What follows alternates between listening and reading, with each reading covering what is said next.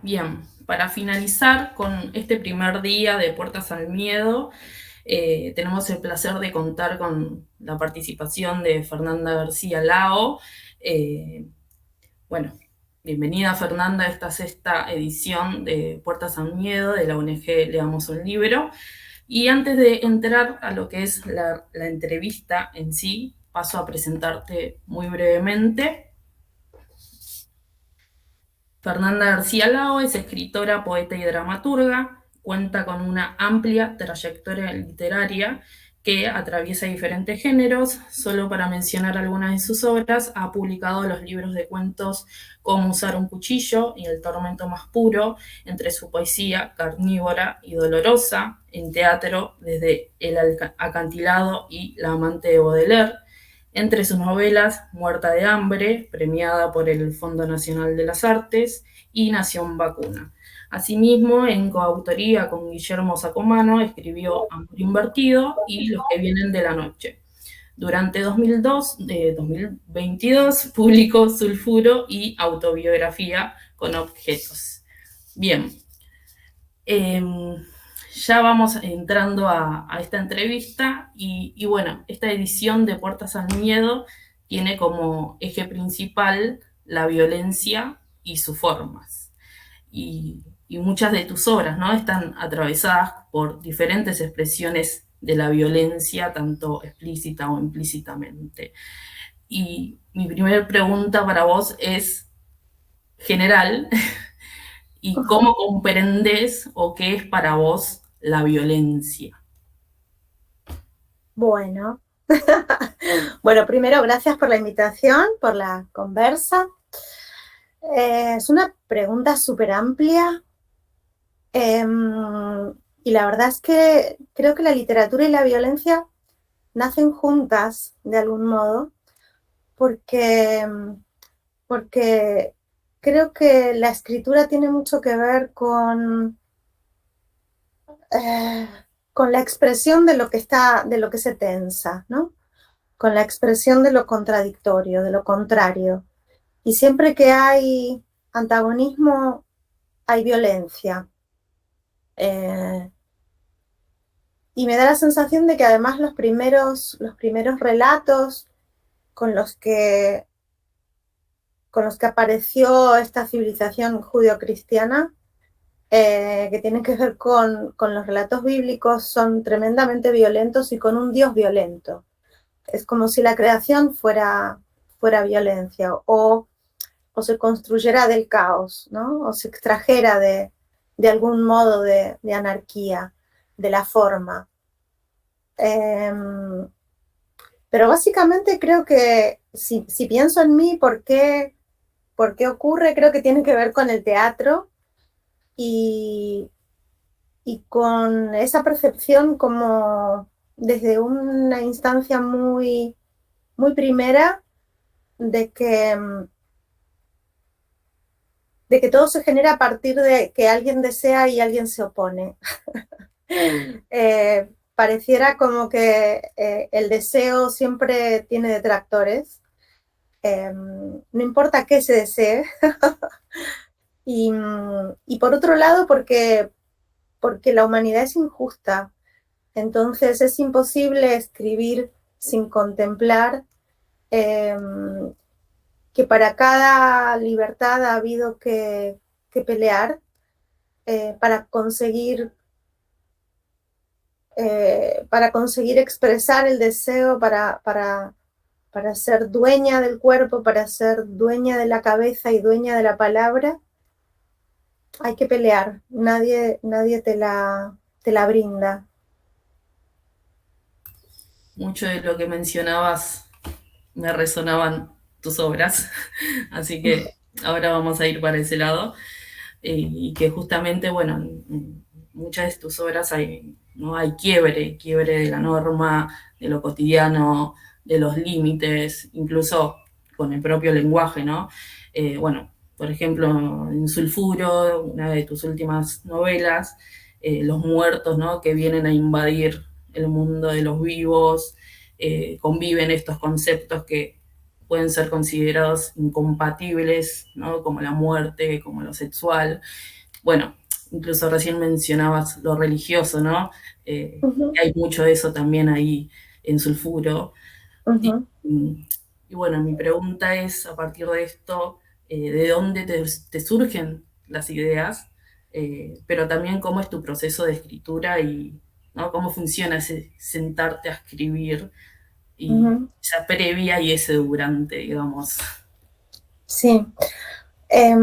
Bueno, yo creo que uno nunca se sienta a escribir en blanco, ¿no? Nunca aparecemos en blanco. Em, Siempre hay ideas rondando o frases que toman mi lengua, ya sea porque las escucho fuera de mí o dentro de mí, no importa, ¿no? Eh, con sulfuro concretamente me pasó que en realidad tardé 20 años en escribir algo que me pasó desde el día que me mudé a esta parte de Olivos a 2 cuadras del cementerio. Entonces he estado 20 años sin saber que iba a escribir sulfuro, eh, pero de alguna manera anidándola de algún modo, ¿no? Como si hubiera crecido esa flor extraña sin que yo me diera excesiva cuenta, pero muy dependiente de mi autobiografía, aunque la trama no tenga nada que ver conmigo, eh, pero sí con lo que yo viví ahí, con lo que yo vi, con lo que olí, con, con, con determinadas leyendas que siempre tienen todos los cementerios. Este en particular, eh, que en lugar de las cenizas de tus muertos te daban cenizas de gato. Yo eso lo había leído porque había habido como una denuncia y tal. Luego, además, descubrí que Nini Marshall estaba ahí enterrada y, y yo filmé un corto en ese cementerio eh, y pasé 1000 veces por ahí y me instalé varias otras frente a tumbas extrañas. Terminé La piel dura en ese cementerio, la última escena de esa novela de La piel dura ocurre ahí mismo. Eh, y entonces era parte muy orgánica de mi existencia. Eh, pero bueno, no sabía si iba a aparecer. Yo no suelo escribir muy directamente sobre lo que me pasa. Necesito el tiempo, ¿no? El tiempo como un vector de distancia. Eh, y bueno, y nunca escribo igual, entonces Sulfuro me pasó así, Muerta de hambre apareció a partir de un cuerpo de goma espuma que yo me puse y por el que experimenté físicamente la novedad de no ser yo y, y, de poner en tela de juicio el cuerpo y los atributos también de personalidad que se le atribuyen a determinados cuerpos por su tamaño, entre otras cosas. Los cuentos, cada uno viene por su lado, como hablando de cosas distintas, pero sí que me interesa cuando lo extravagante se asocia con lo cotidiano. Eh, Me interesa cuando puedo construir con la iluminación, eh, en el sentido bien teatral del término, iluminando algunas escenas y oscureciendo otras, o lo que queda fuera de escena, o lo que crece fuera de la vista. Y me interesa también la monstruosidad en el sentido de mostrar lo otro, que sería lo que lleva implícita esa palabra. No me interesa para nada intentar reproducir lo que no tiene interés,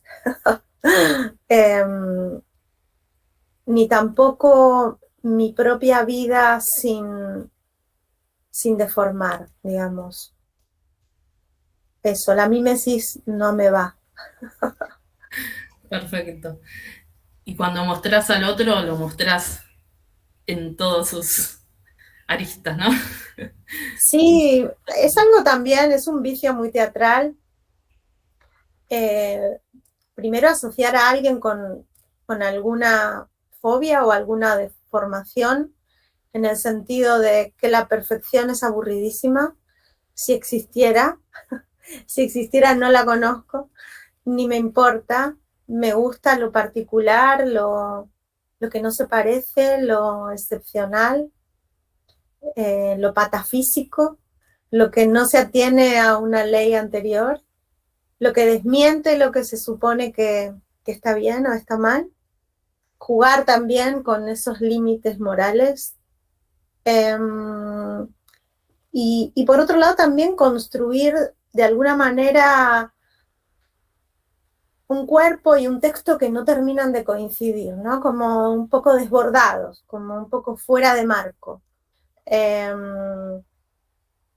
Y ahí yo, no sé, me divierto muchísimo y también sufro en partes iguales, como con esa especie de juego entre la luz y la sombra. Y me parece que es algo también como que me toma, ¿no? Ni siquiera es algo que yo planifique. Cuando me pongo excesivamente racional, me dedico a corregir o a pensar estructuralmente o más formalmente, pero el fraserío yo necesito que esté vivo y para eso yo tengo que estar viva. Totalmente, buenísimo. Bueno, justo decías esto, ¿no? Y pensaba en varios de los personajes que vas construyendo, que son súper complejos. Y, y bueno, para vos, ¿qué considerás central a la hora de construir personajes que de algún modo no, como que nos impacten, nos saquen de nosotros, nos hagan cuestionar, dudar también, ¿no? Eh, Sí, yo creo que lo más importante, obviamente, es primero no intentar copiar a nadie, porque si no te quedas con la cáscara. Y segundo, buscar en vos también lo que se parece a ese que estás o a esa que estás imaginando, ¿no? Porque todas igual, todas podemos ser nefastas. Hay algo, y cuando digo todas me refiero a un plural en el que incluyo a los hombres, todas podemos ser nefastas, pero hay algo de la hipocresía con la que se nos adoctrina para vivir, que está bien, digo, hay como reglas sociales determinadas, básicas para la convivencia que están muy bien, pero para la literatura son un plomo, ¿no? O sea, hacer buenas ciudadanas es un plomazo, ¿a quién le importa? Gente que paga sus impuestos, gente que no comete ningún crimen. La literatura estaría vacía porque todos los personajes que nos han interesado tienen alguna disfunción, o al menos es lo que me pasa a mí. Tal vez, bueno, hay otros gustos, evidentemente, no, yo hablo por mí. Pero creo que los grandes personajes de la literatura de todos los tiempos han estado asediados por sus fantasmas o han estado al borde de sí mismos, y a mí me gusta ese extremo. Pero también a veces hay que pensar en un personaje que tenga poca trayectoria, en el sentido de que no tenga mucha movilidad, y que lo que esté en movimiento sea alguna de las otras coordenadas, tipo temporal o espacial. O tal vez es el lenguaje el que está enredado y la persona ni siquiera se ha levantado de su silla. Entonces hay muchas formas. El personaje, cuando estamos escribiendo, es más bien primero una voz, ¿no? Hay que entender qué lo anima, cómo habla, cuáles son sus palabras, cuáles son sus verbos, cómo construye su sintaxis, dónde se detiene, si se clava o no. Otra cosa es si hay un diálogo, entonces ahí es, bueno, es más, en mi caso me gusta cuando hay velocidad, ¿no? Cuando hay un taca, taca, taca, taca, taca, ¿no? Como, y cuando veo o intuyo que hay dos cabezas, ¿no? No me gusta que en un diálogo se escuche a la autora, sino que se escuche a quienes hablan, y si no, el indirecto también me va. O sea, a mí me parece que no hay reglas, no hay reglas.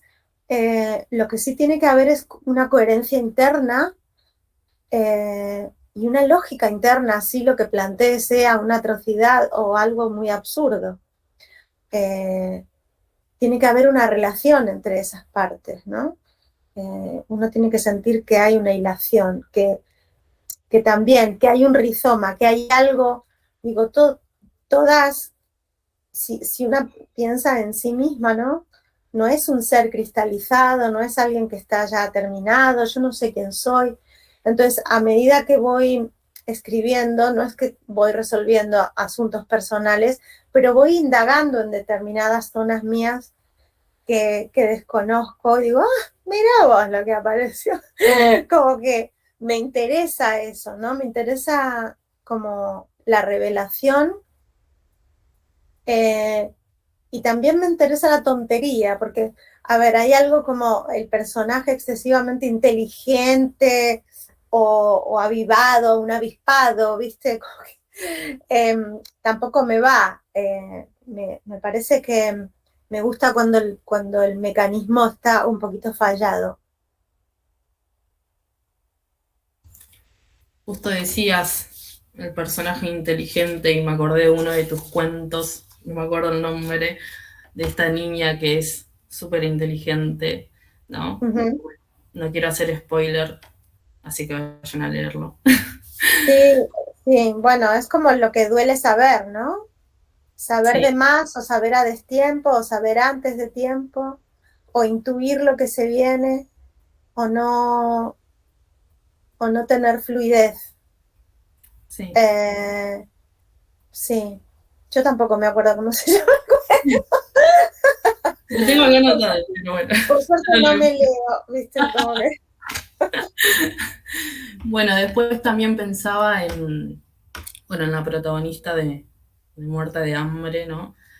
Que, que hay algo súper interesante que es el tiempo, ¿no? Que no puede distinguir, se le mezcla el presente con el Ujú, pasado en un momento, tampoco quiero hacer mucho spoiler, eh, y eso, ese juego con el tiempo y la confusión y la duda de si qué es esto, ¿no? ¿Esto es la vida ujú. real o esto es mi imaginación? Eso es súper interesante y súper bien logrado en Muerta de Hambre. Y bueno, también hay un poco de eso en Sulfuro con la protagonista Ujú. y ese final fatal, que no lo voy a decir, pero bueno, súper Sí. interesante también. Yo creo que el tiempo es uno de los asuntos de la literatura, ¿no? Creo que es uno de los elementos fundamentales a la hora de pensar un relato, eh, porque lo pone en evidencia que no hay un tiempo, y entonces aparece como la pregunta filosófica, incluso esta plasticidad del tiempo, ¿no? Anunciada por Einstein, como estos pliegues que se producen. Y esto de no entender exactamente si hay posibilidad de atrás y adelante, si la línea del tiempo como nos la expresaron, que es una idea abstracta, creo que nos preñó a todos en una confusión, en esa confusión que era solamente una idea gráfica y que entonces imaginamos esta línea como empezando y acabando en algún lugar que no sabemos. Y yo creo que primero, hay algo sumamente personal que tiene que ver con mi propia autobiografía, que está muy cortada, entonces yo creo que tal vez, bueno, si uno nace y muere en el mismo lugar, se tensiona menos esa coordenada, pero en cuanto te moves a un lugar que tiene otro horario, te das cuenta de que entonces era muy relativo ese tiempo en el que vos vivías. Luego el tiempo interno del relato también es interesante. Hay textos que digamos, se despliegan en toda una vida, entonces se entretienen en incluso una saga o pasan años en el interior de ese relato y sin embargo espacialmente son pocas páginas, ¿no? Ese tironeo entre el espacio y el tiempo siempre me ha resultado sumamente intrigante, inquietante, eh, y, creo que desde el primer momento en el que uno también se pone a trabajar en teatro y sabe que tiene un tiempo muy limitado para, para recorrer algo profundo, eh, en un espacio también limitado y muy concentrado, se empieza a trabajar más bien en vertical. En lugar de pensar como en lo espacial en la expansión o en la dimensión, como horizontal, empezás a pensar en vertical. Y pensar en vertical está buenísimo para escribir también, porque además te obliga también a pensar en capas de sentido, y te obliga también a pensar en las elipsis, ¿dónde corto esto, no? Es necesario contar lo que a nadie le importa, que es lo que va de un núcleo a otro. Puedo dinamitar esos puentes.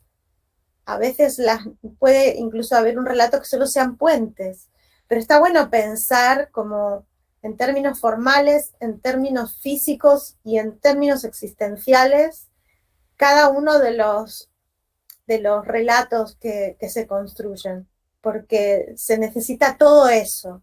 Yo creo que a medida que pasa el tiempo me doy cuenta de lo complejo que es en realidad y que hay algo como de mucha impunidad igual, la impunidad primera de decir yo escribo, que siempre es anterior al conocimiento y está muy bien que así sea, porque hay algo también instintivo en el hecho de escribir y a mí me gusta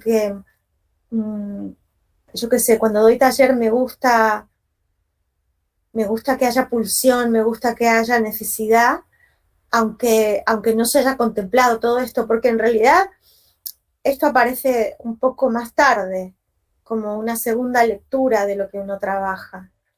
Y la primera tiene que ser hambrienta. En ese sentido hay mucho de muerta de hambre de esto del deseo, ¿no? De, de, de incorporar el mundo, de hacerlo propio y de dinamitarlo. Explotar, estallar, como dice, ¿no? La protagonista. Voy a Sí. estallar, sí. Bueno, y nos hablabas sobre, bueno, lo que te interesa, ¿no? Eh, incluir o ficcionalizar en tu obra. Y una pregunta que te quería hacer es, ¿cómo describirías vos tu propia literatura? Porque, bueno, no sé si lees reseñas sobre tus libros o comentarios, pero muchos dicen, ¿no?, que no es para todos tu literatura. Uh-huh. Sí. Es como lo común, digamos. Pero bueno, mi pregunta es cómo la describirías vos y también qué qué querés transmitir o qué efecto querés provocar, ¿no?, a los lectores, a las lectoras a través de tu obra. Bien, un montón. Es una sola pregunta. Vamos por partes. No creo que haya ninguna autora o autor que sea para todo el mundo. De hecho, y no importa de quién hablemos, porque es imposible que una sola escritura incluya a una humanidad. También hay que pensar que leemos a gente que ha muerto y que se renueva. Hay algo como de resurrección, ¿no?, en la lectura. Y tal vez en su momento no fueron leídas. Muchas mujeres, por ejemplo, nos pasa, ¿no?, como de llegar tardísimo a su obra. Y sin embargo nos hablan y nos hablan en presente de una manera como muy poderosa. Entonces también, a ver, no porque yo diga que pretendo ser leída por gente que todavía no nació, pero me encanta esa idea, me encanta la idea de, no por egoísmo, sino, o egocentrismo, ni nada que ver, sino por burla a la muerte, por burla a mi tiempo, a lo que a mí, a este cachito que me toca vivir, ¿no? Como de la desobediencia, de decir, bueno, no importa si, sería importante que haya humanidad, ¿no? Dentro de un tiempo, porque bueno, siempre parece que se está por terminar el asunto, el espectáculo, pero si hubiera humanidad, yo creo que, que habrá lectores para cosas muy disímiles. Y en este mismo momento, y uno va modificando sus lecturas, y lo que parecía que no te interesaba, dentro de unos años te interesa, y afortunadamente es un poco más elástico el concepto y no tan rígido como para decir esto no lo voy a leer. Creo que hay un prejuicio igual de quienes hacen este tipo de aseveraciones, en el sentido de que se necesita un lector o una lectora preparada o preparado, ¿no?, intelectualmente. Y yo creo que yo descreo un poco de esa teoría. Me parece que al revés, hay libros, si el libro está vivo, por más que sea extraño, llamará la atención, porque yo me la paso tirando anzuelos. Y, y creo que hay que ser muy rígido para no pescar alguno de estos, ¿no? De hecho, me ha leído alguna gente que está acostumbrada a las novelas tradicionales, y su devolución ha sido siempre muy interesante, como de, ay, nunca había leído algo así, como roto, o que no empieza por el principio, o que no se presenta al mundo, sino que ya está empezado. Y a mí me parece genial, ¿no?, como también poner un poco en tela de juicio si es que hay que bajar el nivel, o sencillamente hay que abrir las puertas de lo que no se parece. Lo que pasa es que dejaría un poco tal vez en evidencia algunos relatos más plomardo, ¿no? Estos, como muy tradicionalistas y decimonónicos, pero sin la gracia del siglo XIX. En fin. Y había otra parte de pregunta que ya no recuerdo. Sí, ¿cómo describirías vos tu propia literatura? ¿Cómo la describís? Ah, no, eso no, yo no Una describiría palabra. nada. No. Si yo pudiera describir mi literatura sería un poco sospechoso. No, yo prefiero no describir. De hecho, cuando escribo también prefiero no describir nada, sino ponerlo en acto, y, y tampoco regreso digamos, solamente cuando tal vez va a ser traducido, que te hacen una pregunta puntual y tenés que ir a buscar qué quisiste decir, y es buenísimo porque a veces no lo sé, el exceso de autoconciencia también es nefasto.